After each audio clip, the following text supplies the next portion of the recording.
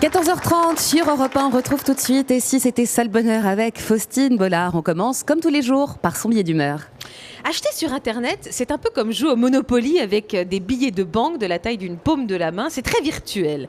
Tellement abstrait d'ailleurs que pour ma part, j'ai parfois du mal à faire un lien direct entre ce site plein de couleurs Play School sur lequel on me répète que je suis en train de faire l'affaire du siècle et mon relevé bancaire austère sur lequel je réalise un mois plus tard que non seulement je me suis fait avoir comme une ado avec sa première carte électron, mais surtout le montant TTC finalement prélevé sur mon compte courant, lui, n'a rien de virtuel. Comment aller en direct en prison sans toucher 20 000 à la case départ. En fait, le réel danger des achats en ligne réside dans leur aspect ludique. En se contentant de donner une succession de chiffres pour payer cet hélicoptère miniature acheté dans une boutique de gadgets au Japon, on n'a pas du tout l'impression de sortir du vrai argent. Un peu comme quand on échangeait des petites perles en plastique pour payer les cocktails du Club Med il y a 20 ans.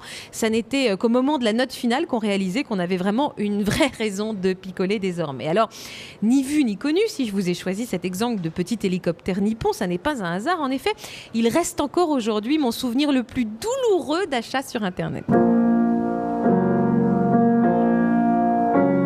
Oui, mon deuil. Un après-midi oisif au bureau, quand je n'étais pas encore sur Europe, je vous rassure, je décide de me faire plaisir en cédant à la tentation de l'achat compulsif. L'achat qui ne sert à rien, dont on n'a pas besoin, mais qui sur le moment fait beaucoup de bien. Et comme on est à la foire de Paris, je ne vise évidemment personne. La souris de mon ordinateur me guide progressivement vers un site asiatique sur lequel je déniche ce petit hélicoptère dont mon compagnon régressif a envie depuis des mois. La commande est lancée, le gadget arrivera dans 3 semaines. Son prix, autour de 40 € avant les droits de douane, bien sûr, mais ça évidemment personne ne me le précise. Un détail qui a son importance puisqu'au moment de la livraison, monsieur UBS me demande 52 € pour récupérer mon jouet débile. C'est-à-dire que cette petite daube inutile qui devait à la base pas me coûter plus cher qu'un forfait pour une coupe brushing chez Jean-Claude Biguin, mais finalement revenu au prix d'un relooking complet chez Alexandre Zouari.